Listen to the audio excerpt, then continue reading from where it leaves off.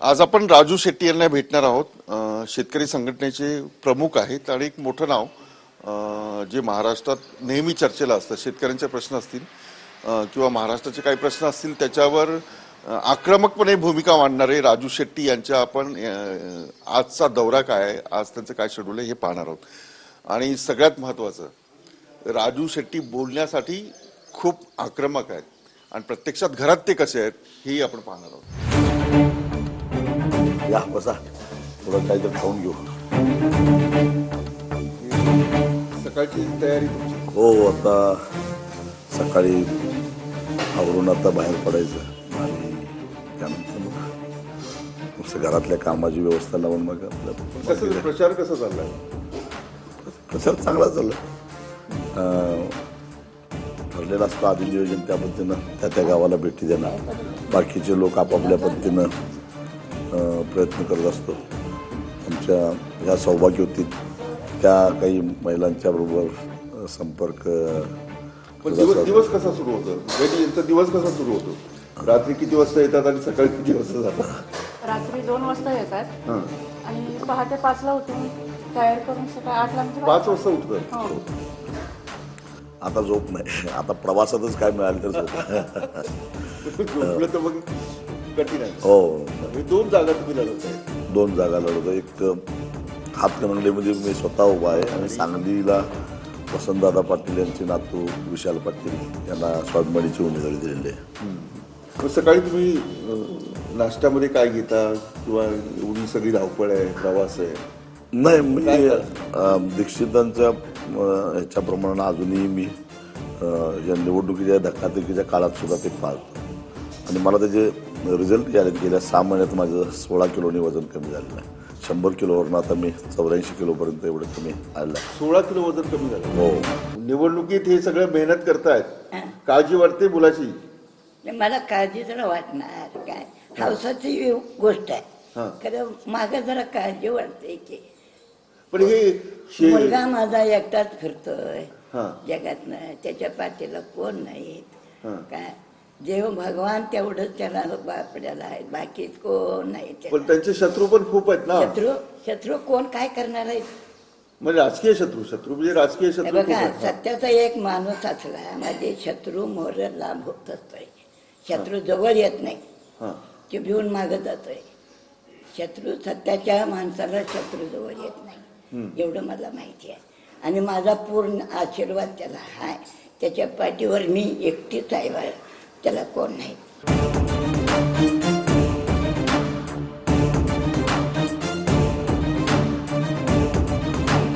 एकूणच आज सांगलीमध्ये राजू शेट्टी आहेत.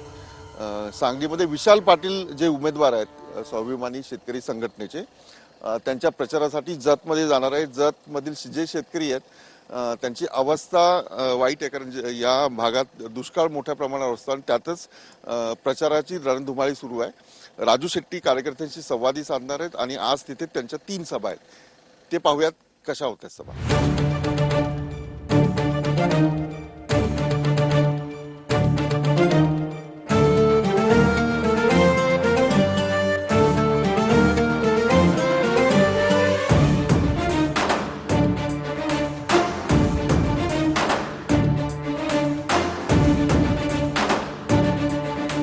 आज या भागात प्रचार सभा आहेत राजू शेट्टी यांच्या. आणि सकाळी जाता जाता रत्नाबाईच्या यांच्या आई आहेत, त्यांनी कुलदैवताला जाऊन या असं सांगितलं होतं. तुम्हाला काय महत्व आहे या कुलदैवताचं? आणि मला वाटतं हे कर्नाटक आणि हा महाराष्ट्र आहे, तर या विभागाचं काय महत्व आहे? हे महाराष्ट्र आणि कर्नाटकातली सीमा आहे. हा जो ओढा आहे त्या ओढ्याच्या पलीकडं महाराष्ट्र आहे आणि आता आपण सध्या कर्नाटकमध्ये आहोत. ओढ्याच्या अलीकडे आपण आलेलो आहोत.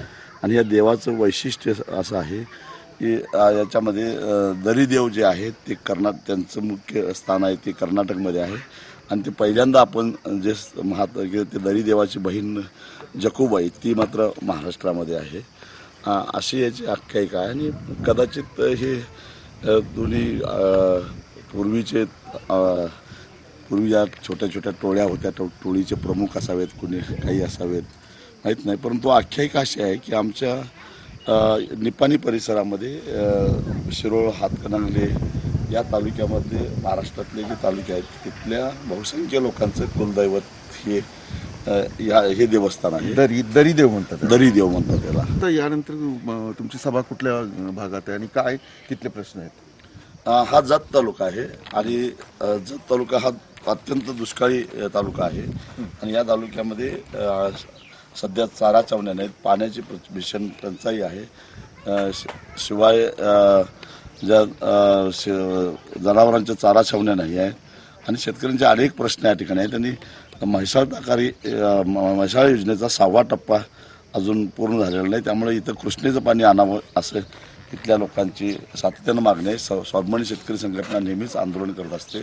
बिलकुल. आता जत तालुक्यामध्ये प्रचार सभा सुरू होत आहेत राजू शेट्टी यांच्या, आणि त्या सभांकडे राजू शेट्टी निघालेले आहेत. त्या सभांचा काय माहोल आहे हे आपण पाहणार आहोत.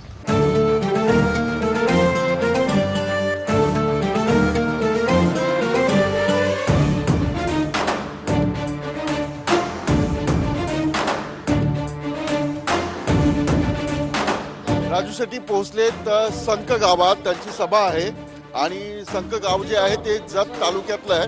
जत तालुका हा संपूर्ण दुष्काळी प्रदेश आहे आणि तुम्ही जी भाषणं ऐकतात ती कन्नड भाषेतली ही भाषणं आहेत. आणि महाराष्ट्रात मतदान सुरू असताना कन्नड भाषेचा उपयोग का, असा प्रश्न तुम्हाला पडेल. पण जत तालुका हा जो आहे हा महाराष्ट्र आणि कर्नाटकच्या बॉर्डरवर आहे, त्यामुळे इथला लोकांवर, इथल्या मतदारांवर कन्नड भाषेचा प्रभाव आहे आणि भाषणात कन्नड भाषा ऐकायला मिळते. गेल्या अनेक वर्षापासून जतमध्ये जिथे पाणी आहे, थोडंसं प्यायला पाणी आहे, तिथेच वस्ती आहे.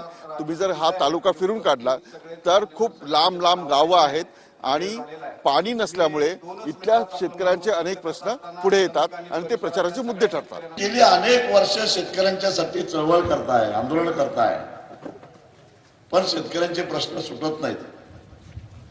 तुम्ही जर आमच्या बरोबर आलात, आघाडी केली, तर आपण सत्ता मिळवू आणि सत्तेत आल्यानंतर शेतकऱ्यांचे प्रश्न मी सोडवतो, मी तुम्हाला खात्री देतो. सभा संपलेली आहे आणि कार्यकर्ते शेट्टी यांना भेटतात, हे सगळे तुमचे कार्यकर्ते आहेत. पण हा जो कर्नाटक आणि महाराष्ट्राचा जो भाग आहे, म्हणजे आज बाउंड्री म्हणतात, इथे सगळं पाण्याचा जो प्रश्न आहे तो तुम्ही भाषणामध्ये घेतला, पण का सुटला नाही मला सांगा. गेल्या अनेक वर्षापासून हा प्रश्न वंचित आहे आणि खरं तर सरकारची अनास्था आणि आश्वासनं देऊन लोकांची मतं घ्यायची आणि परत पाठ फिरवायची, अशाच पद्धतीनं दुर्दैवानं या प्रदेशाच्या बाबतीत झालेलं आहे. आणि हा अत्यंत दुष्काळी भाग आहे. अक्षरशः प्यायला आज पाणी नाही तर लोकांना टँकर पुरवावे लागतात, पाणी विकत घ्यावं लागतं. आणि इथं जवळच कर्नाटकनं पाणी आणलेलं आहे. कर्नाटक राज्यानं आपल्या बॉर्डरपर्यंत पाणी आणलं, जे आलमट्टीच्या योजनेतून त्यांनी पाणी लिफ्ट करून आणलेलं आहे. त्यातून सायपन्न पाणी येऊ शकतं. ती तुर्ची बबलेश्वर योजना जी आहे त्याला फक्त पाणी उसनवार घ्यायचं आहे. म्हणजे का होत नाही? आता एवढी वर्ष आली, सरकार कुणाचं का असेल, मग ते काँग्रेस एनसीपीचं का असेल किंवा भाजपचं सरकार असेल, इथली जी लोक आहेत ते पाण्यासाठी वनवन फिरतायत. प्रत्येक वर्षीचा प्रश्न आहे आणि दुष्काळ तर अत्यंत वाईट परिस्थिती असते. ही काय प्रशासनाची जबाबदारी, सरकारची जबाबदारी आहे की यांना करायचंच नाही? राजकीय अनास्था आणि हे लोक एवढे दुबळे झालेले आहेत की यांच्याकडे उपद्रव मूल्य नाही, म्हणून हा प्रश्न पाडलाय. पण आता स्वाभिमानी शेतकरी संघटनेनं ठरवलेला आहे की आता उपद्रव मूल्यच पाहिजे असेल तर दाखवतो. या निवडणुकीतनं रिकामा झाल्यानंतर आम्ही हाच प्रश्न प्रामुख्यानं घेऊन जन आंदोलन मोठं छेडणार आहोत. एक आश्वासन दिलं की विशाल पाटील यांना तुम्ही निवडून द्या, मी 5 वर्षात तुम्हाला पाणी आणून देतो.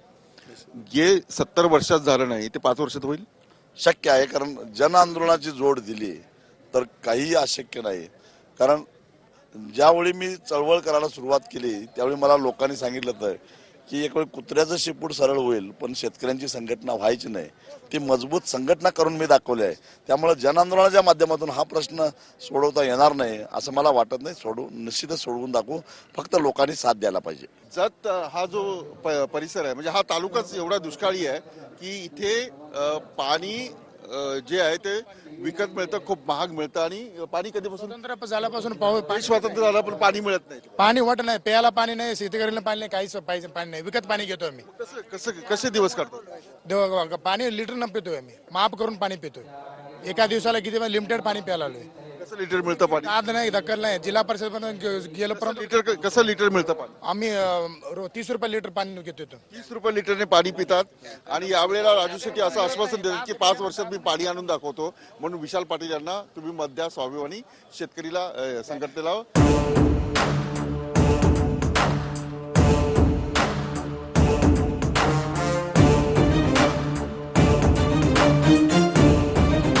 आरग गावातील एक बैठक संपवून राजू शेट्टी आता पुढच्या गावाकडे निघालेत आणि सांगली लोकसभा मतदारसंघातील मिरज तालुक्यातील हे आरग गाव आहे. आपण त्यांच्याशी गप्पा मारल्या स्थानिक प्रश्नावर, पण आता थोडा राष्ट्रीय प्रश्नावर आपण चर्चा करूया की नेमकं केंद्र सरकारचं धोरण आणि काय नेमकं तुमची भूमिका होती. तुम्ही खासदार म्हणून काम केलंय. मला हे सांगा की म्हणजे आधी तुम्ही भाजपसोबत होतात, केंद्र सरकारचं असं काय चुकलं, नरेंद्र मोदींचं असं काय चुकलं की तुम्ही ती भाजपची साथ सोडून आपल्या स्वतःच्या पक्षावर उभे राहिला? 2014च्या लोकसभेच्या निवडणुकीच्या पार्श्वभूमीवर त्यांनी या देशातल्या शेतकऱ्यांच्या फार मोठ्या अपेक्षा उंचावून ठेवलेल्या होत्या. त्यांनी शेतकऱ्यांना स्वामीनाथन यांच्या सूत्रानुसार खर्चाच्या 1.5 हमीभाव देण्याचं आश्वासन दिलं होतं, कर्जमुक्त करण्याचं आश्वासन दिलं होतं, सिंचनाच्या योजना पूर्ण करण्याचं आश्वासन दिलेलं होतं. आणि त्यामुळं शेतकऱ्यांना असं वाटलं की चला अनेक वर्षानुवर्षे डोक्यावर कर्ज आहे ते संपून जाईल, आपण शेती फायद्याची होईल. कारण स्वामीनाथनचं सूत्रच असं होतं की खर्च 100 रुपये होत असेल तर 150 रुपये भावाची शाश्वती मिळणार आहे. आणि त्यामुळे शेतकऱ्यांनी ही भूमिका जी मोदींची आहे ती उचलून धरली, त्याला पाठिंबा दिला आणि प्रचंड असं पाठबळ मत दिलं. मग त्याला अडचण काय आली? बहुमत होतं त्यांचं, परंतु प्रत्यक्षामध्ये अशा त्याची काय अडचणी अंमलबजावणी झाली नाही. काय झालं म्हणजे नेमकं काय करता आलं नाही? तुम्ही त्या जो क्षेत्रात हमीभाव जो MSP आहे तो द्यायला ते कमी पडले. तिजोरीमध्ये पैसा नाहीये असं काही आहे? नाही, तिजोरीमध्ये पैसा असण्यापेक्षा धोरणात्मक निर्णय करणं गरजेचं होतं.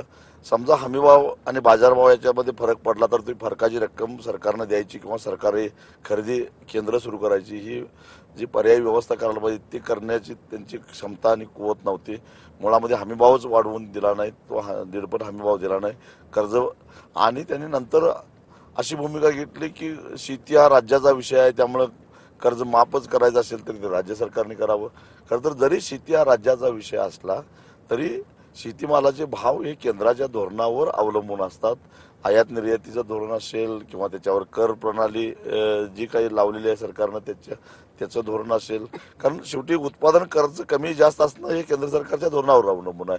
बाजारभाव चढवतार हे केंद्र सरकारच्या धोरणावर अवलंबून आहे.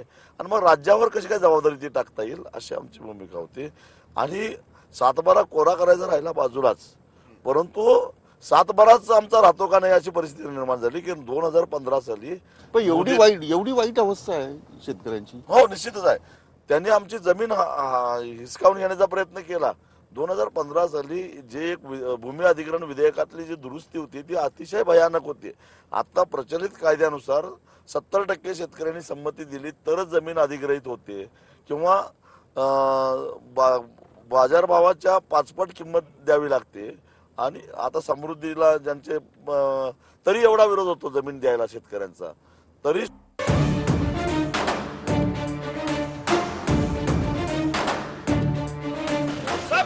शेतकरी संघटनेचा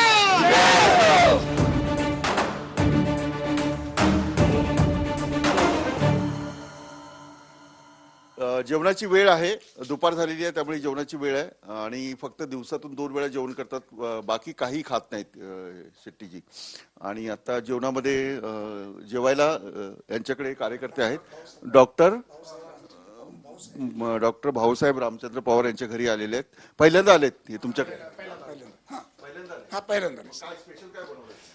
दादा प्युअर व्हेजिटेरियन आहे, ते प्युअर शाकाहारी आहे. ते शाकाहारीला कसं शोभेल तसं मी जेवण दादाला बनवलेलं आहे. शेंगाची पोळी आहे आणि दही देशी दही आहे. हा. आणि ही वांग्याची भाजी, मुगाची भाजी. आणि साहेब काय खातायत? ही बाजरीची भाकरी. पण बाजरीची भाकर ही पचायला चांगली असते. हा. या भागातले लोक बाजरीची भाकर जास्त. आणि गहू किती खातात? थोडं कमी करतात, पण बाजरीच्या भाकरीचं वैशिष्ट्य असं आहे की हे 3-4 दिवस राहते. म्हणजे हिला शिदोरी म्हणून प्रवासात जाताना किंवा शिळी होत नाही ही भाकरी. जेव्हा शेतकऱ्यांशी बोलत होतात की जन आंदोलन जे आहे शेतकऱ्यांनी उभं केलं तर कुठलंही काम किंवा कुठलाही प्रश्न सुटू शकतो. मग या भागातले जे सगळे शेतकरी आहेत, तर गेल्या 5 वर्षात तुम्ही लढत होता, तुम्ही मुख्यमंत्र्यांशी बोलत होता, तेव्हा मात्र काही प्रश्न सुटले, असे किती प्रश्न सुटले असं वाटतं तुम्हाला? थोडेफार सुटले, काही मार्गाला लागले, परंतु 5 वर्षापूर्वी सुद्धा या परिसरातल्या लोकांनी आमच्याच सांगण्यावरून भाजपला भरभरून मतं दिलेली होती. पहिली 2-3 वर्षे आता आपला प्रश्न सुटेल या ह्याच्यामध्ये आशेत गेला. आणि मग 1.5-2 वर्षानंतर हळूहळू भ्रमनिरास व्हायला लागला. आणि मग हळूहळू पुन्हा आम्ही संघटित करून अजून काय करता येईल यासाठी आम्ही प्रयत्न करायला लागलो. गप्पा सुरू राहणार आहे. आपलं जेवण झाल्यानंतर आणखी 2 सभा आहेत. त्या 2 सभाही आपण त्या अनेक प्रश्नावर चर्चा करू.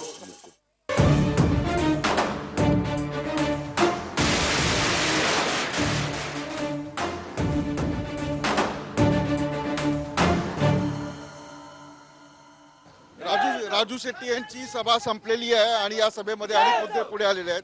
शेट्टी साहेब, 2 महत्वाचे प्रश्न आहेत. तुम्ही शेतकऱ्यांचे नेते आहात.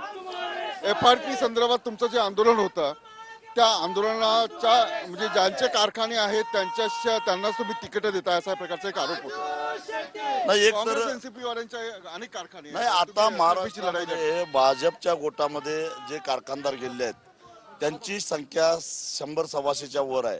त्यामुळं सर्वाधिक कारखाने आता भारतीय जनता पक्षामध्येच आहेत. त्यामुळं हे साखर कारखानदार आहेत आणि ते साखर कारखानदार नाहीत अशी वर्गवारी करता येत नाही. या उलट मी तर असं म्हणेन की ज्याने सहकारामध्ये साखर कारखान्यामध्ये घोटाळे केले आहेत, शेतकऱ्यांचे पैसे बुडवले आहेत, शेतकऱ्यांचे काही कारखाने अक्षरशः घशात घातले आहेत, ती सगळी मंडळी आज भाजपमध्ये आहेत. शरद पवार जे आहेत, शरद पवारांचे राष्ट्रवादीमध्ये जे आहेत ते राष्ट्रवादी नेत्यांचे कारखाने म्हणजे हा साखर कारखान्याचा प्रश्न झाला.